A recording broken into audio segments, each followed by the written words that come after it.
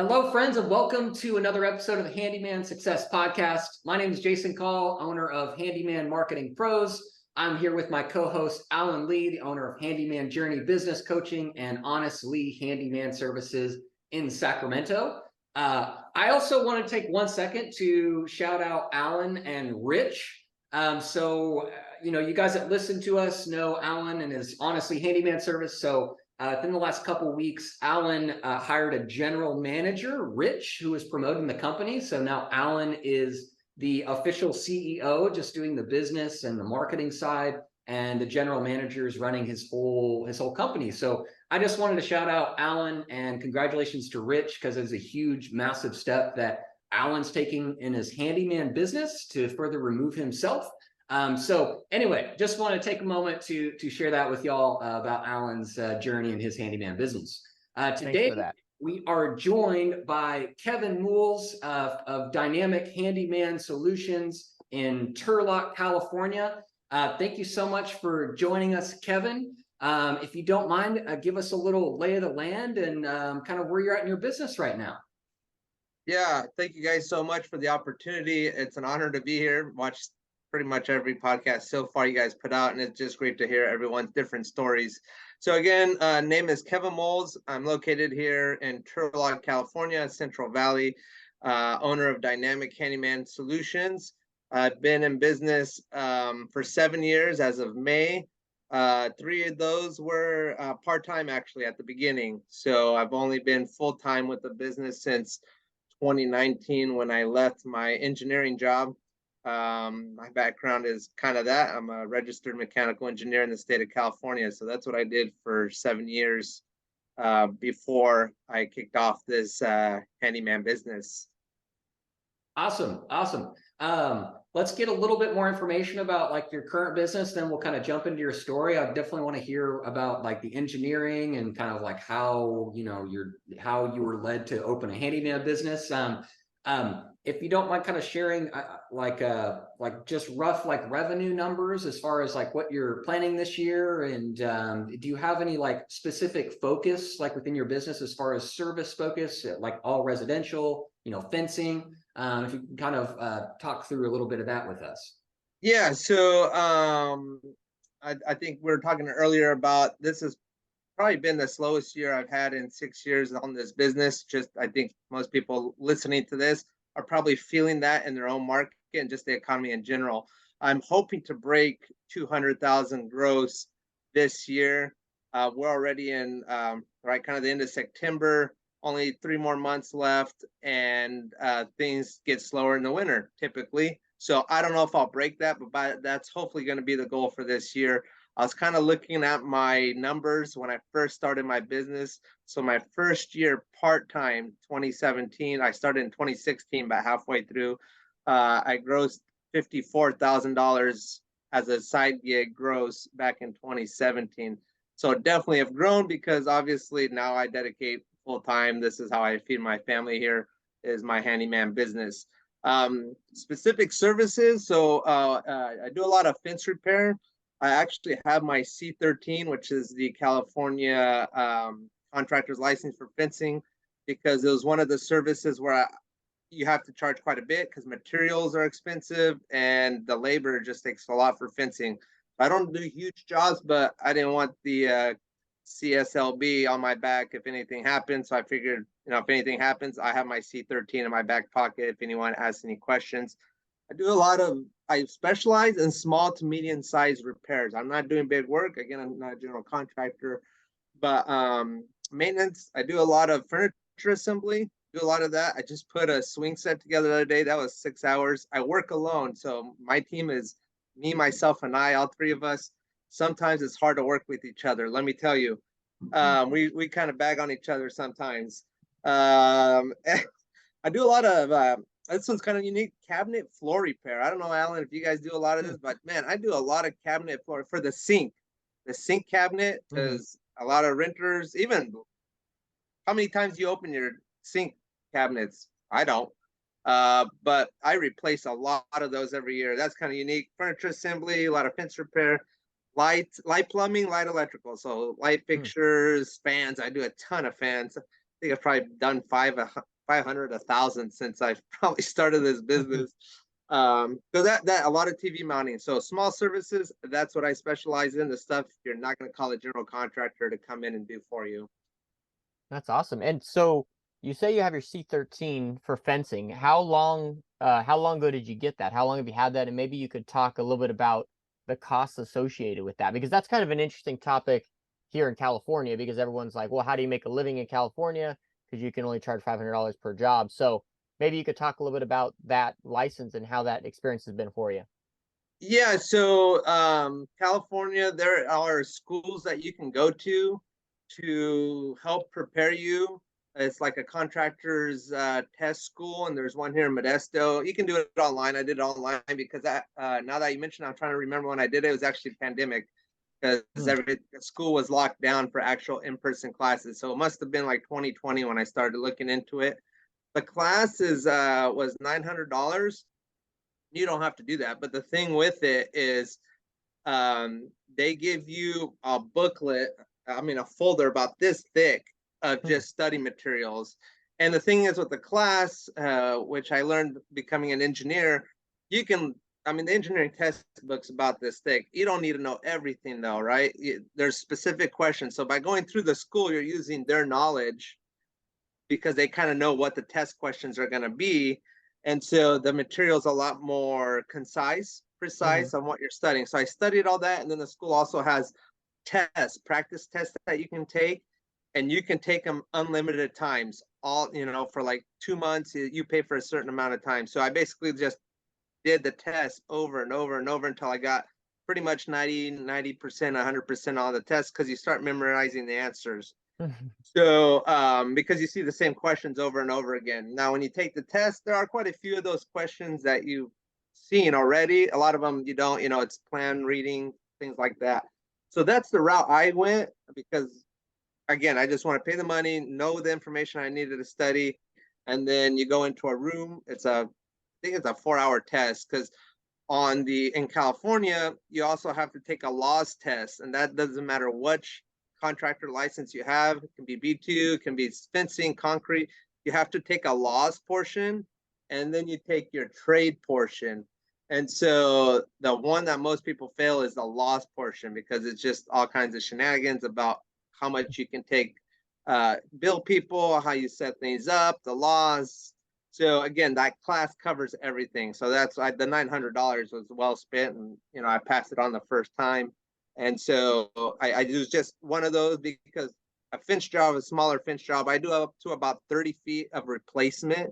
I won't do 100 feet. I mean, I work by myself.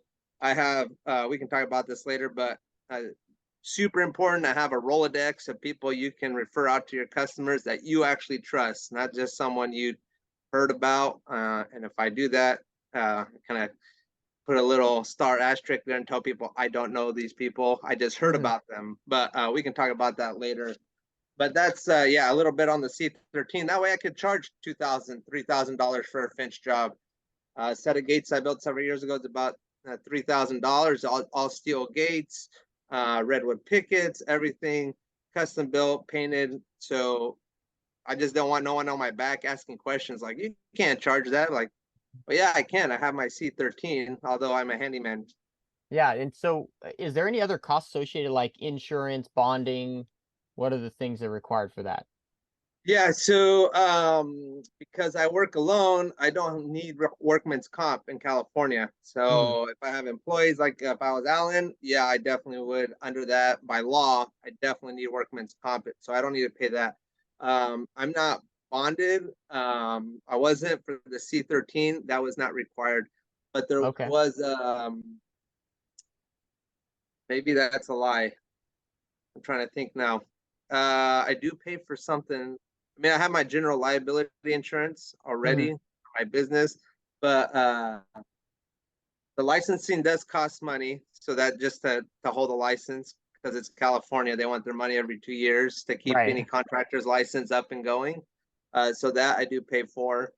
And then I think there is a bonding. I think it's $25,000. The state just kind of upped it. And then the people I did the school training from, they sell the bonds too. So I already work with those people. I paid them. I just made it easier for me.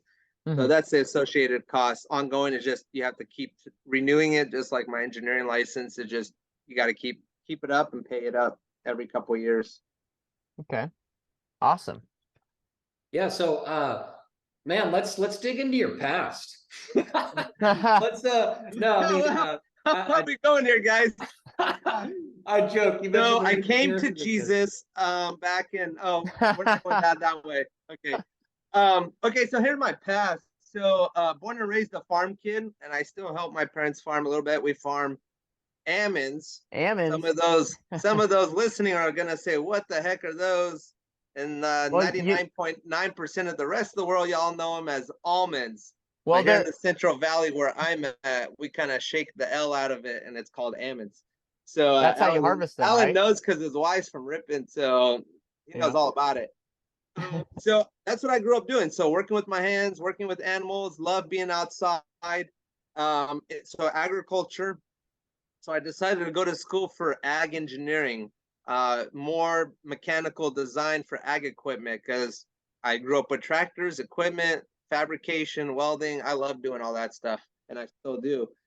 So went to school to a really well-known school here in California called Cal Poly, San Luis Obispo, one of the few ag engineering programs in the state.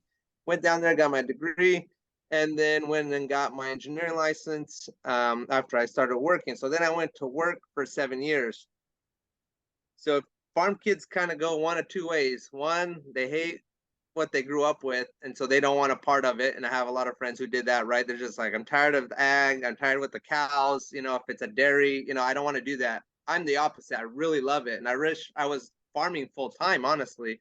That's kind of one of my goals in life, especially for my kids. And so being an engineer, I was behind a desk, and farm kids and desks like me don't work out too hot. So after about 5, 6 years, I started getting a little stir crazy, like being behind a desk at least 6 hours, because we're doing design work, 3D modeling on a computer. That's just part of the nature. There's a vast majority or vast difference in engineering jobs. I could have been test engineer at a company where I'd be outside. It's just where I landed. The company I worked for was right up the road, 30 minutes. And they did farm equipment for nut harvesting specifically. So one of my dreams to work for them, and I did. So I did that for 7 years. Enjoyed the people I work with, but I needed to work with my hands. So I started getting this itch, and I started my handyman business part-time in 2016.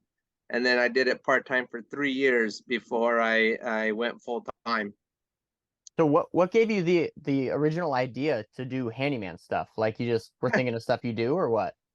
So I'm always trying to make a little extra money. We're a single income home, so my wife stays home with our kids, and I was trying to make extra money somehow beyond just what I made at work. I was a salaried employee, no chance for overtime. Kind of the way some of the California laws, salaried employees, you get paid what you get paid. So I'd like try to work weekends. Like, well, we don't pay you any extra. I'm like, well, then I'm not going to do that. So I buy and sell stuff, and then the handyman thing, I was like, what can I do? So I started making a whole list, during lunchtime. What can I do? What do I know how to do? I actually taught adjunct at a local junior college that I went to, and teaching ag mechanics, so ag shop class. So I did that for 5 semesters every week to make a little extra income, and I enjoyed that. But what do I enjoy? I like farming. It's really hard to get into farming, especially like part-time, the equipment, leasing ground, it's not cheap. So I was like, I have a bunch of tools at home. I worked on homes pretty much, again, back to the farm kid thing. My dad, always worked on our own house or a house that was on a property we had, doing some remodel work.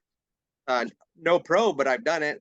Have all these tools. So one of the big things was the low barrier to entry in handyman work. Literally, I had Zaza, I had power tools, drills, just being a farm kid. I always had that, worked on my own cars.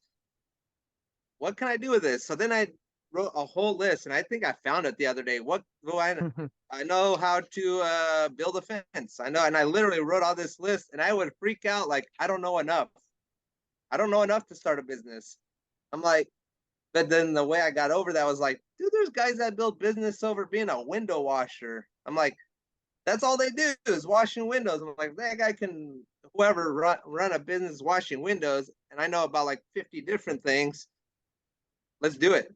So I was like, well, let's just try it part-time, and never intended to be like a full-time gig. It was just something to make extra money for our family on top of what I was making as an engineer.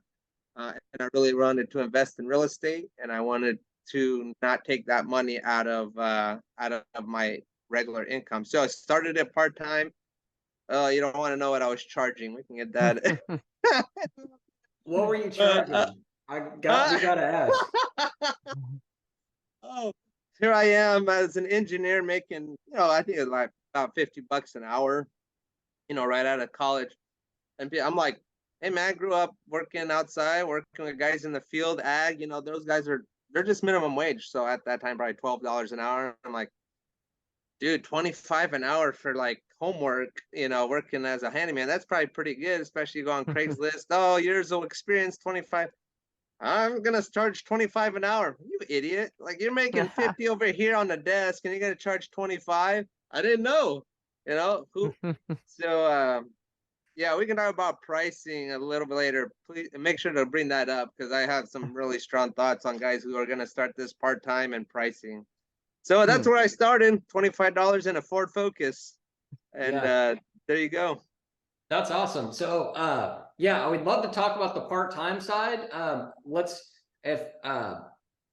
see. What was I about to say here? Oh yeah, what prompted you? Like, what was it like to like leave your job? Like, what was that decision like? Like, what into that? Because you've got 4 kids now, is that right? I have 4. I started this handyman journey business Mother's Day of 2016. I remember, actually. My first son was born January 2016. We got married in 2015, so we had our first right away. So I was teaching adjunct, started this handyman business, and working full time right after my 1-year-old, and started the business. The thing is, I like to take calculated risks. I'm not one of these jump out of the plane and put the parachute on your way down. That's not my style. Maybe if I was young and no family and, less responsibility, I know myself, I know my work ethic, I'll get it done. Not with the wife and kids, I was like, I'm not going to do that. I got to see that I can get enough built up before I just jump ship here. And so that's why I did it for 2 years, 3 years.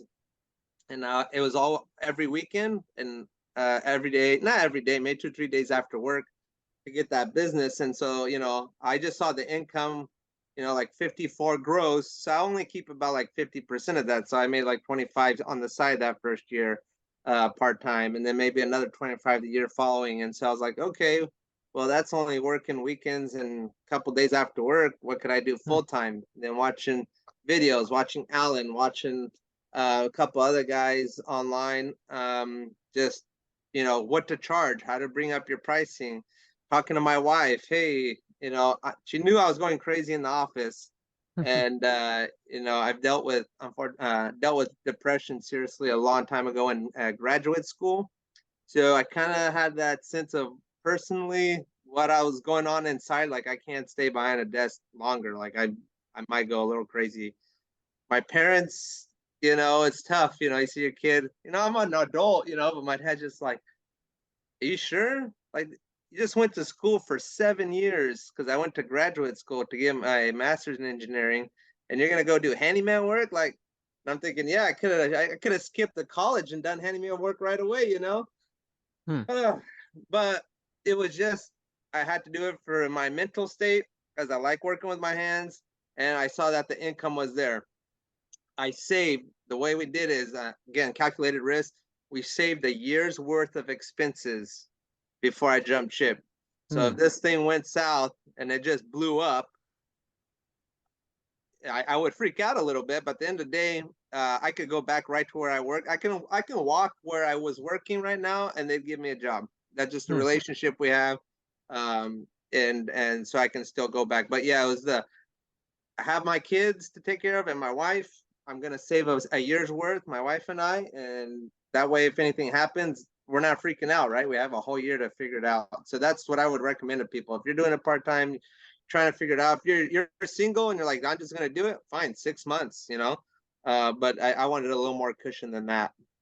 But it was a hard jump, you know. Gone to school for 7 years to do something. I worked in that field for 7 years. My income possibility, I could probably be making 150 or more at this point if I was still there, but I'd be behind a desk. So I enjoy what I'm doing now with my hands. It's just who I am. That's good. And I think that that's one huge thing about this podcast is we want to basically define success, right? And success looks different for every person. Some people define it as, you know, a lot of money per year, right? Some people define it as freedom and things like that. How would you personally define success? Like thinking about kind of your life and kind of where you're at. That's a hard question. I don't, I don't know. Success for me. I know, like yesterday, I went my kid's field trip. He's at kindergarten, so it was my wife and I and our two other kids, and one was in school. So it was cool to be able to. Well, one, things are slow, so I didn't have anything booked. But at the same time, being able to be like, I can go to that. I don't have to go to the office. I wish I could make a little more. I mean, I have this dream in my head of $10,000 a month in passive income is what I would love to do, because that would give me freedom to like go farm more and think about that a little more and actually pursue that. So yeah, I mean, success for me is it a money thing? I don't know. I mean, I'd like to have more and make more. I'd like to have a little more freedom, but I mean, there's days like stay home with the kids because the wife's got an appointment, doctor's appointment. We don't have to hire a babysitter. I think that's pretty awesome. I like that flexibility of this business. I'm not tight. I can work my schedule and appointments around what I'm doing. Yeah, that's awesome. I think that's one thing I absolutely love too is when my daughter, she was born in 2018, and she was born with a lot of medical issues. And it was really cool that I was the only guy in the business at the time, but I was able to make every single one of my daughter's doctor's appointments for like the next 2 years, which was awesome. And I think that the handyman business really afforded me that. So I think it's interesting to think about, like, especially from an outsider, people listening, they might think, wow, you were an engineer? Like you could make $150,000? Why would you ever leave that and my start customers ask me that? Right. Honestly. Like, why would you do it? You know, it seems like suicide. But I think the bottom line is, right, you were going crazy sitting behind a desk, and now you have the freedom to actually work with your hands. Maybe you're not making as much money as you would have, but you have more of that freedom, right? Yeah.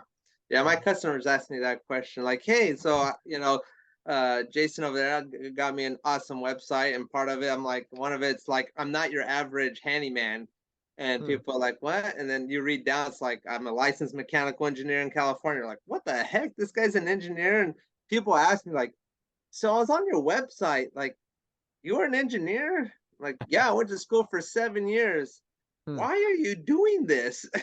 I explained it. So I told them, so hey, I'm a farm kid, you know, I like working with my hands, and I was behind a desk and I had to get away from that. And oh, that's cool. That's an interesting story. Would you go back? If I have to, and that's what it takes to pay the bills, then yeah, but right now I'm still heads above water still right now, so no. Yeah. It's a good story for people to just, yeah, exactly. Like, why would you leave that for a trade like this? Whenever I was leaving my corporate job to start my business, my mom, she said, well, at least he's employable. Right.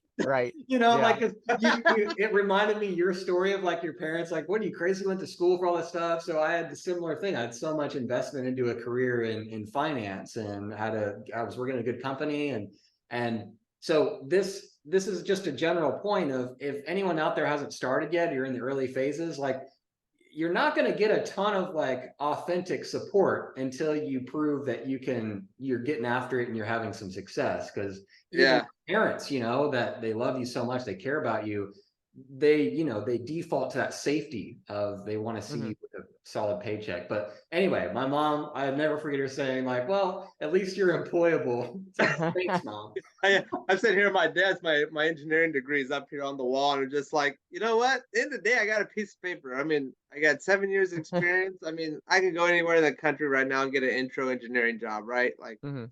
Yeah, you know, it's and a good feeling. security.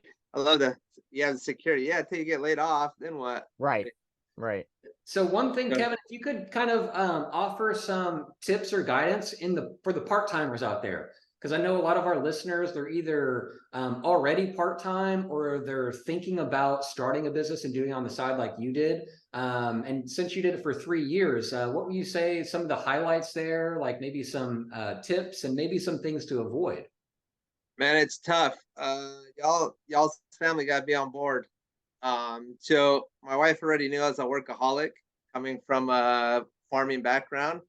So there's not much downtime in that world. And then just like I just like to work.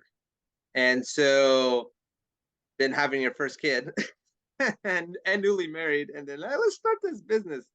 So um I would encourage people who are doing it part time, you know, if you're gonna just do it part time long term and then just a little to make a little side money, then that's fine. Like that's cool, you know. Maybe you don't have to push it very hard. Maybe you do it a couple days after work, you know, and you don't want to do weekends. So for me, I was trying to make as much money because again I was trying to use that money to invest in real estate and buy a rental property. So I was working.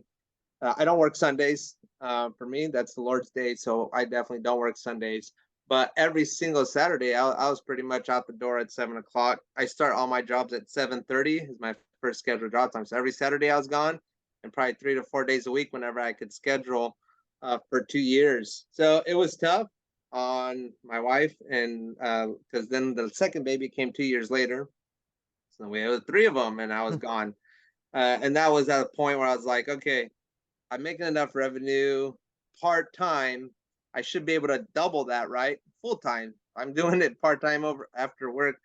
And so that's what happened. I kind of doubled it that first year, obviously, because I already had clientele built up over 3 years. So build those relationships with your clients, offer a great service. Um, with that, let's talk about a pricing if you're okay with that. Yeah, Push yeah. Yeah. Let's your talk about your darn pricing journey. Man, push your darn pricing if you're doing it part time. Man, I'd sit in my car at lunch and just get sick to my stomach for losing a bid charging 25 an hour. You know, like I never charged by the hour. Okay. I learned that right away. I took another, there's another guy, Alan knows, Dan Perry. We talked about this. He does Handyman. I don't know coaching, but videos and stuff. And that's where I started out way before I knew about Alan, because he was out there kind of already when me and Alan were starting our businesses in 2016. Dan was already doing stuff. So I learned a lot from him about pricing, and he was an engineer too, his background. So I kind of jive with him. He left because kind of the same thing. And again, I was making 50 on the desk and 25, and I would lose bids, and I would like really be hard on myself. Man, I should have gave him a less bid. Again, I charge by the job. I just multiply my hourly rate by whatever I think is going to take 25. Oh man, that was stupid. But looking back, because I was like losing jobs, and I was losing jobs for my estimates. I'm like, oh, I need jobs because I'm going to do this full time. No, way wrong way to think about it. Again, I wasn't really running a business at that point, and I charged $25 an hour, but it wasn't covering my household income, right? Or my household. I have a whole spreadsheet of how to calculate exactly what I need to charge per day and days per year worked to cover my business expenses and personal home expenses. Again, single income. So I got to cover our family expenses and my business expenses. So I know in my spreadsheet, again, how many days. So I know if I work 50 weeks a year, 5 days a week, how much I have to make in labor every day to cover those expenses. Again, engineering background, spreadsheets. I'm just a nerd. So I figured all that out. So I should have, if you're doing this part time, push your rate. What are you afraid of? losing the job, oh well, you go back to your day job, the next morning. And that's what I should have done. I should have been starting off, Alan's mentioned this in a lot of his videos, like, oh, you make 50 at work? Oh, I'll make 50 as a handyman. That's Right. great. You're doing it on the side, that'll be perfect, right? But when you're doing it full time and then you're running a business employee, that 50 ain't, and they ain't gonna cut it, right? Because Nope. now you're covering your family expenses with this business and not your full time. And so push your rates. If you lose a job, all right, try the next caller. Maybe the next one will take that price. I don't kind of, things are really slow right now where I'm at. So I am not really slipping a lot of my price, but I'm reducing it a tiny bit just to make sure I have the income coming in, but not much. I'm not doing what I used to do. Like, oh, that guy didn't take it, I'll cut it, 40, 50, $100 off the next caller. So I would encourage people, if you're doing this part-time, push your price, test that out. You say, oh, this guy, they charge $100 to hang a TV, charge $200. If you lose it, okay, well, the next person who calls for a TV, $200. Oh, okay, yeah, perfect. When can you be here? Again, I think there's just the calculated risk. Learn what your market will handle while you're doing it part-time. I think that's a great thing to do. I did not do that. I wish I had. I would have more money in the bank now because I would have been at that rate when I first went full-time. And I've pushed my prices since I've gone full-time because, heck, I'm paying $5.50 for gas here in California right now. So it is what it is. Yeah. So maybe you could dive into a little bit of the mindset there. So I find it interesting that, when we think about pricing, we think, oh, my price has to be like low enough where people will hire me, right? But even that, when you gave those quotes for $25 an hour and say it was 4 hours or whatever, so it's $100, and people still declined it, like, why do you think those people declined it if it was so cheap? Yeah, exactly. And Mhm. now I'm charging 4 times that for the same job I quoted 6 years ago, Right. Right. Oh, maybe not that I wasn't confident, but just, there's a lot of guys in Craigslist and I advertise on Craigslist. We can talk about advertising, but I advertise on Craigslist 3 days a week. I get a lot of my business from Craigslist, which is weird because a lot of people are like, those are tire kickers. Yeah, a lot of them are, but most of my pricing is over the phone. What Hmm. do you got? Send me text me some pictures. Hey, you're probably gonna be looking for $500. Okay, I'll send you some pictures. So they already got in their mind kind of where I'm at. Right. But there's a lot of people on there like, 30 years experience, 25 an hour. I'm like, great. There's a guy, he's not a fence contractor. He's a guy in town who does a lot of fences. Hey, what do you charge? Oh, I charge about 30, what do you say, 36 a foot. Holy smokes, how do you do that? It's like, well, I got some guys, this and that. I'm like, man, so I'll try to, I was like, can I send you business for bigger jobs, right? Because he's got 2 or 3 guys plus him. Find out he's a retired fireman. He does it for fun. He said boat money, right? So he's charging way less. He puts out a good product. I trust him. But he's not trying to feed his family. He's making 50, 60% of his firefighter income and making this on top. And I'm like, I'm not going to compete with that. Like, I got to charge whatever, $100 a foot. I don't charge that. But I'm just saying, to feed my family and my bills, I don't have an income. So I have to charge that extra. So why did they turn it down, Alan? I don't know, because it just shocks people, and people are still shocked even now at some of my price. What? Yeah. Especially older folks. God bless them, but they're great. They're great customers. But one gal called me the other day, and I was like, "Oh yeah, that's probably this is a security screen door and something." I was like, "Yeah, that's probably gonna be at least 300." Oh, my mom was thinking it was probably gonna be less than that. I'm like, Hmm. unfortunately, I get a lot of that from retirement folks who haven't had like maybe a big repair done on their home lately, and they're just like, wow, it's that much. Yeah, I mean, I offer a great service. Even the other day, after watching, I think Alan mentioned it, it's definitely Stephen Ben Alexander talking about a consultation fee to go out. I've been Hmm. doing that for a year. That was a huge hurdle to get over. I did not want to lose business because of Hmm. that. Again, I was going full time already, and I'm like, dude, I'm gonna lose jobs, and I do. I do lose jobs. What? Like landlord called me the other day. He had a huge punch list on a rental. Hey, I want you to come out. Perfect, man. No problem. I'll go out there, $75. We'll walk through the $75. Like, yeah, but there's other guys around here, like they'll come out here. No problem, sir. I have no issue with that. You may go with their business if you have any, thoughts or want me to come out. He's like, yeah, well, I'm gonna really take that into consideration, when I'm Mhm. picking someone. And I said, absolutely, no problem. He hasn't called me back. No problem. Yep. I have like 150, 200 5-star reviews online. So I tell people, you can go look over there if you'd like. Yeah, I have nothing to hide. I think the biggest thing is like, and the reason why those people didn't accept those estimates, even though the price was so cheap, is because they're just not your ideal clients. And Absolutely. that's the whole thought behind charging a consultation fee is if you tell someone, yeah, I'd love to come out, it'll be $75 to come out, and they say, $75, like I'm not paying you that, you know? Well, then they aren't your ideal client. They're just looking for a price. They're looking just to get a piece of paper that has a price and then never hear from you again. They're looking to waste your time. So Absolutely. you want to target people that want to work with you and want to value your time, you know? Yeah, and that landlord, I knew exactly. It was a rental turnover, so I knew if I go over there, it's gonna be a punch list. He's not gonna like my price after I go there, Right, right? right. Because Yeah. I'm gonna give him a price of five, six, seven, $1,000, $1,500, $2,000, to do all his projects, and he's gonna be like, "Well, that's too expensive," and I just blew an hour and a half walking the Yep. whole house, looking at this. Hey, man, that's what it is, and what I've learned. There are some people, some commercial clients. I don't charge that consultation fee because it's a commercial client. They're gonna pay. I already work with them. Right. I Right. know I'm getting paid. There's no qualms about that. But pretty much all residential. Send me pictures. You want me to assemble furniture? Send me the link. I'll look up the instructions. Okay. I did one for this swing set. Like I said, the guy's like, "Oh no." Okay. 2 days later, hey, can you put me on your calendar? Yeah, no problem, man.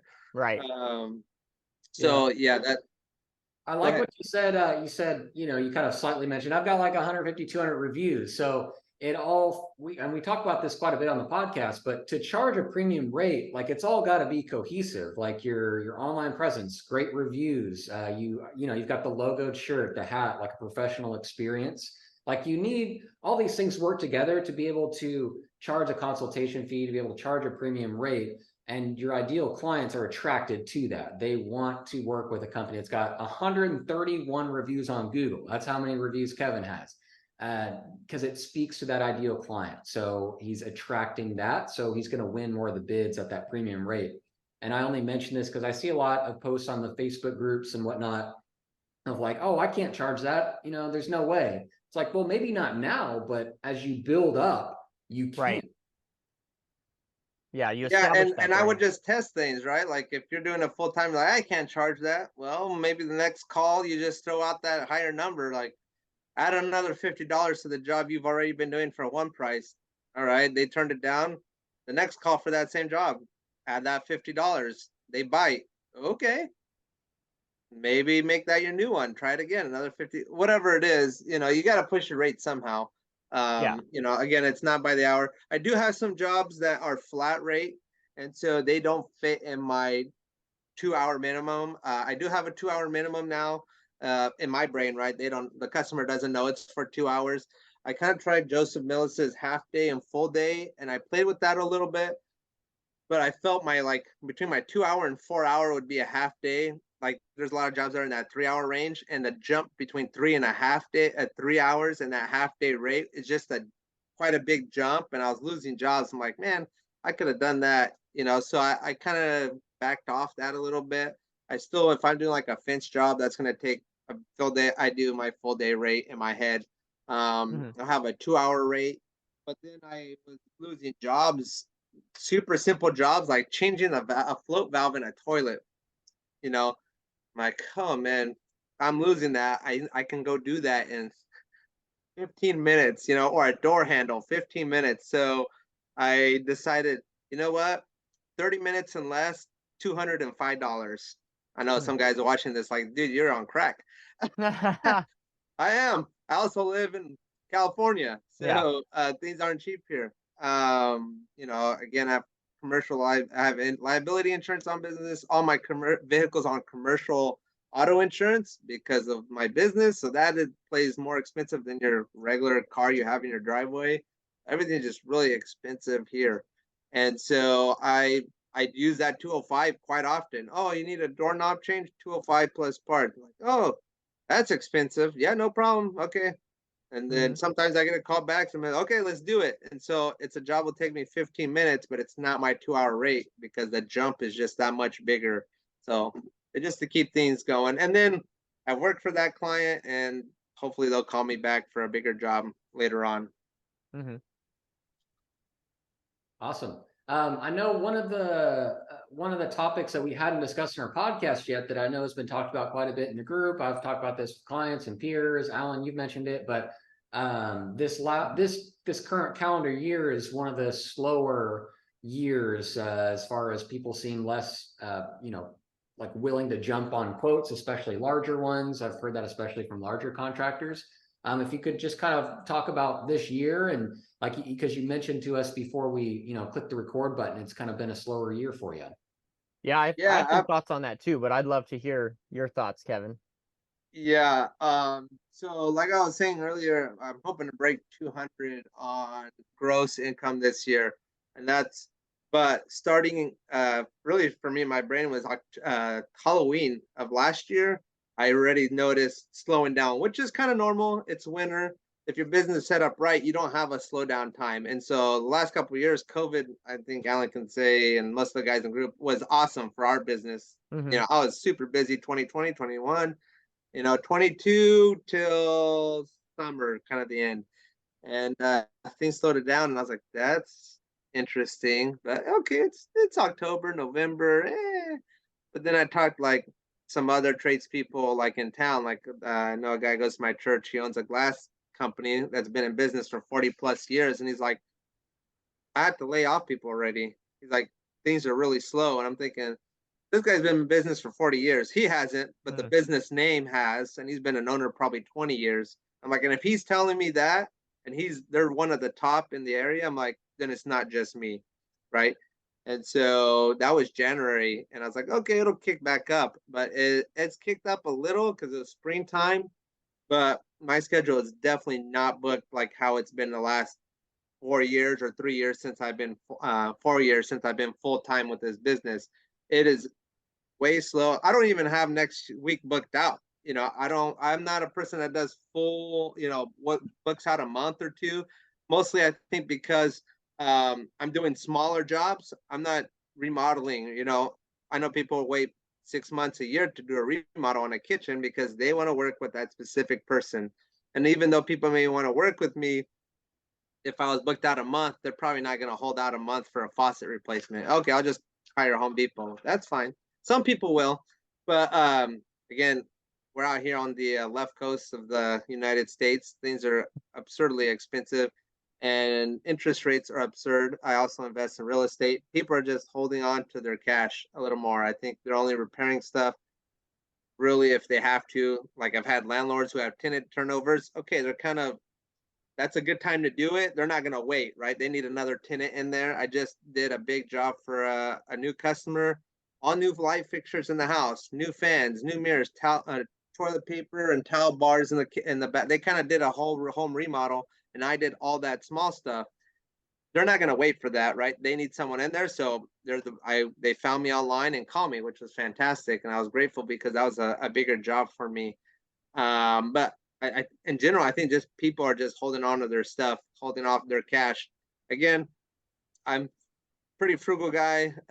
Financial literacy is like a passion of mine. As far as holding money, saving it.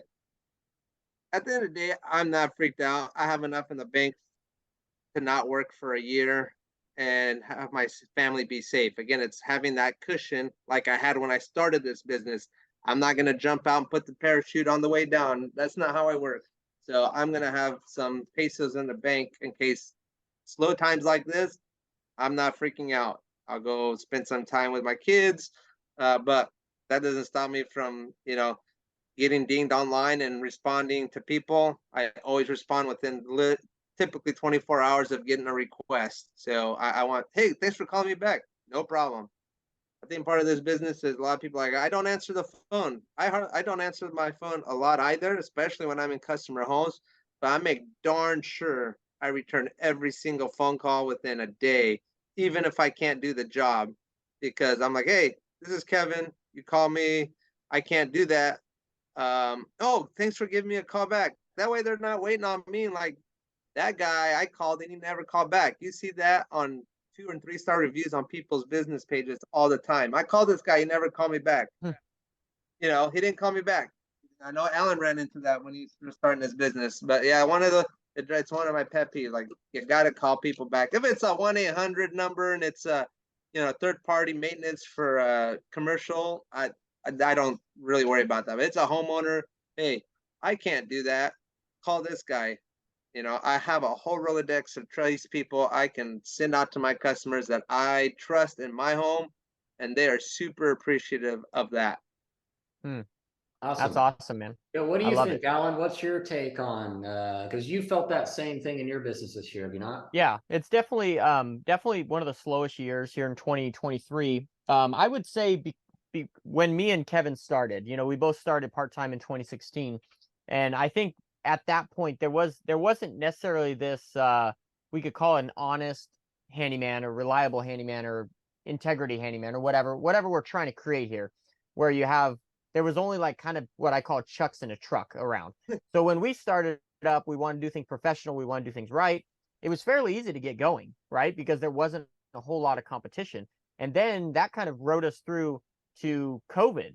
And then when COVID hit, man, the housing industry just boomed. And we got so busy. So I think everyone and their brother and even their mother started up a handyman business because they're like, hey, this is great, right? There's so much work to go around. And it was really lucrative for many years.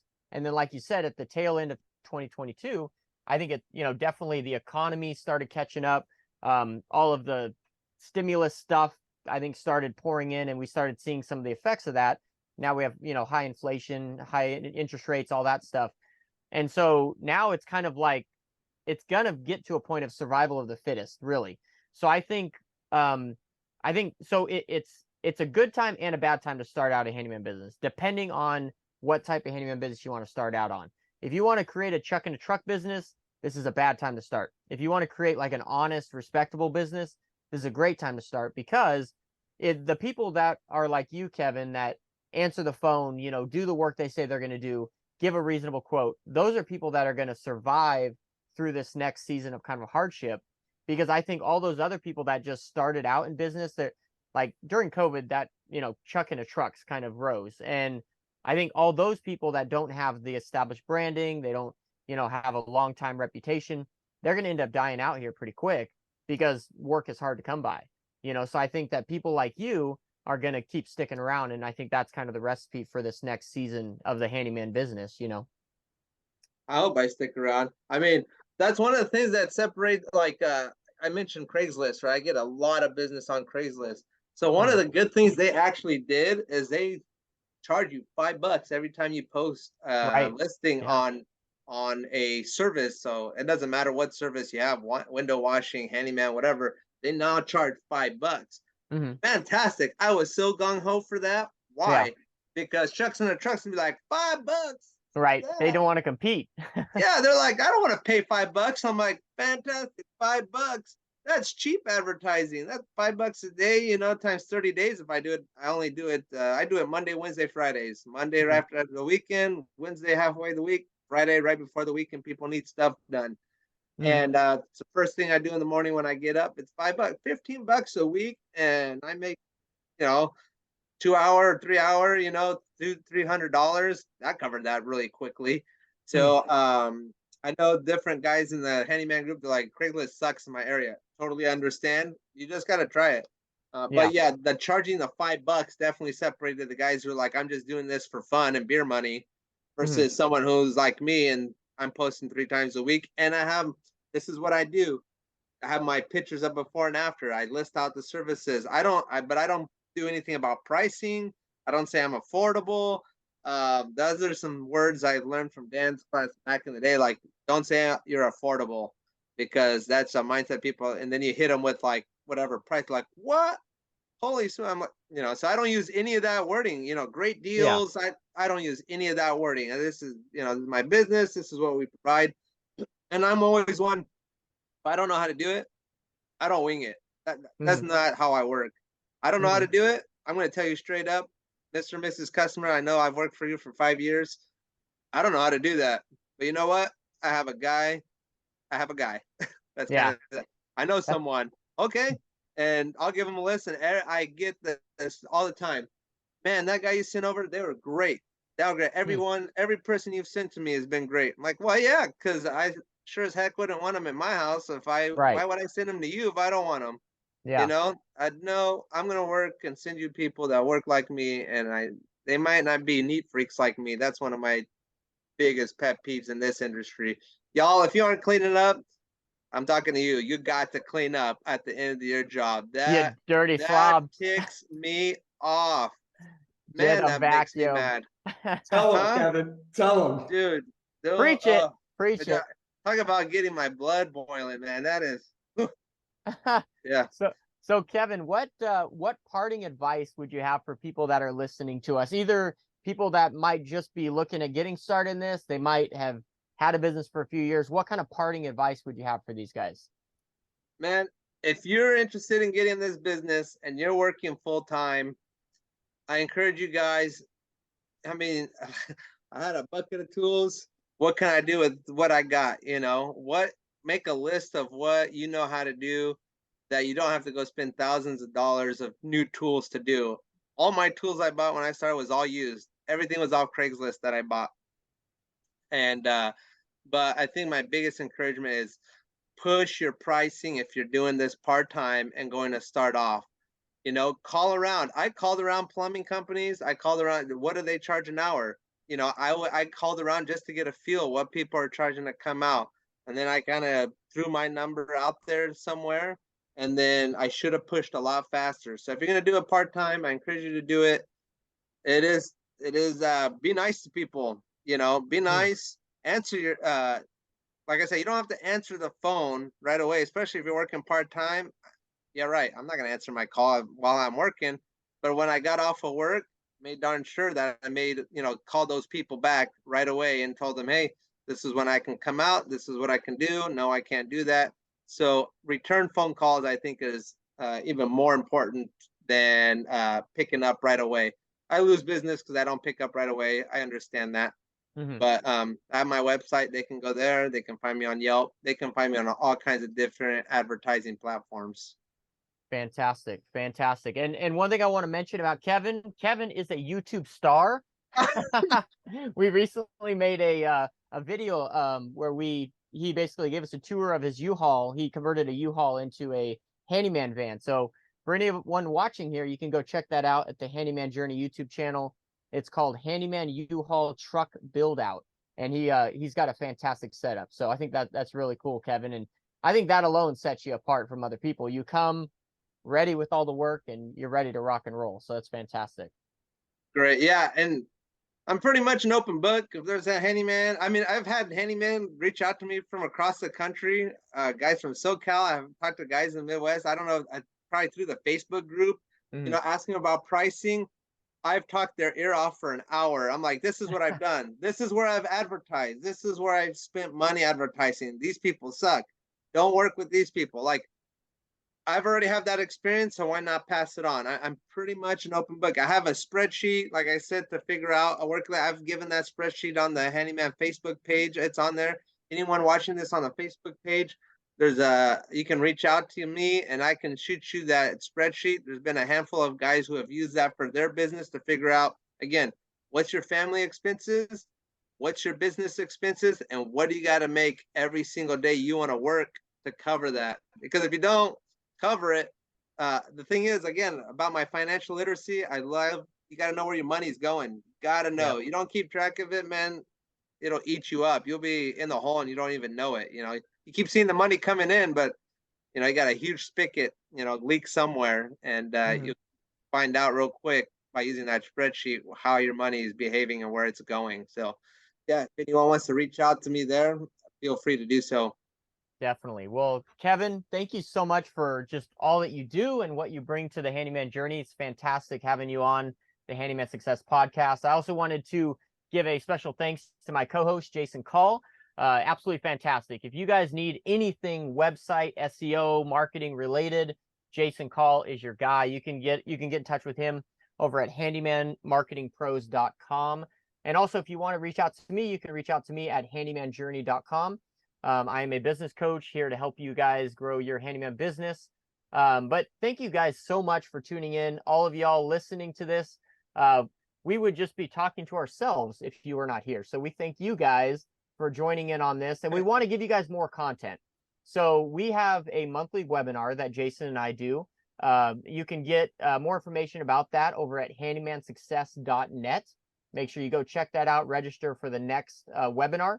They're usually near the end of the month, and we would absolutely love to have you attend to those. So thank you guys so much, and we will catch you guys on the next Handyman Success podcast. Thanks for tuning in, y'all.